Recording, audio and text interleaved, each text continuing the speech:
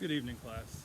My name is Lee Mayfield, and today I am going to inform you about the duties of a combat medic in the U.S. Army.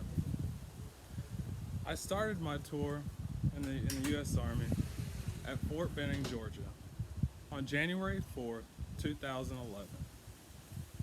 I was at Fort Benning, Georgia for approximately 9 weeks. During this, you learn things like combat lifesaver, you learn how to shoot a rifle, perform under pressure, and you do various PT tasks in order to work as a team. From there, I went to Fort Sam Houston, San Antonio.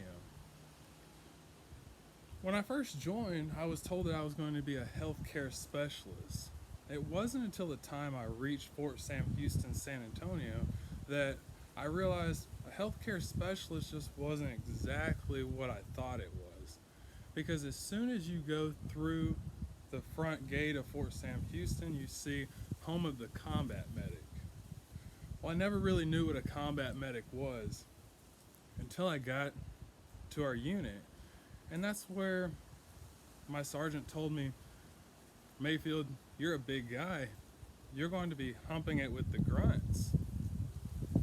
I was still confused and had no idea what this meant. I later found out that that meant I was going to be a line medic in charge of an infantry platoon.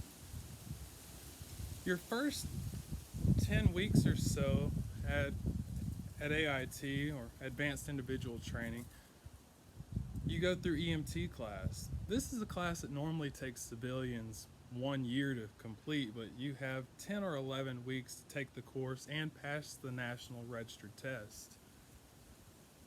From there, you leave and you go to the tactical training. During the tactical training, you learn things such as IVs, how to fix certain wounds such as abdominal wounds, sucking chest wounds. You learn how to give crikes. You learn how to do chest tubes and various other things, all while doing this under pressure. You have simulation labs where you come to a lane and you see a patient that is hurt, and you have to fix them and get them to an evac site within a certain period of time. Once you pass the NREMT test and you pass the lanes at the tactical field training site, you then go back and you rest up for a couple days, and then you have graduation. At graduation, you meet your family, and you learn where you're going to be going as at your first duty station. My first duty station was Fort Stewart, Georgia. At Fort Stewart, Georgia, I was first attached to 2-3 BSB.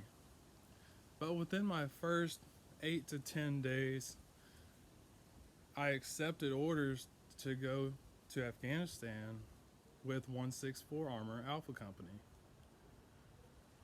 We were assigned to a little cop called Spurwingar. This was about an hour south of in RC East, about an hour south of Kandahar Airfield. I was a lead medic for Alpha Company. For Alpha Company, and during this, I was a line medic. A line medic is different from an aid station medic in the sense that we're the ones that are out on the line with the infantrymen. We go into buildings, we go on missions, we do various different things. We're not just a medic that sits in an aid station and learns about medical stuff. We actually have to kick in doors, we have to pull fire watch, we have to pull guard duty, and all different kind of stuff, on top of know our medical knowledge as well. During this deployment, I did things such as patch up Afghani soldiers. I patched up my own guys several times. I've seen different types of IEDs. I've seen a lot of different things. The combat medic is one of those MOSs or jobs in the military that really does a lot more than you think that they do. They're not just a medic where all they do is medicine. When you're a line medic, You have to do a lot of different things and fill a hole that could basically be the job of 3 to 4 people.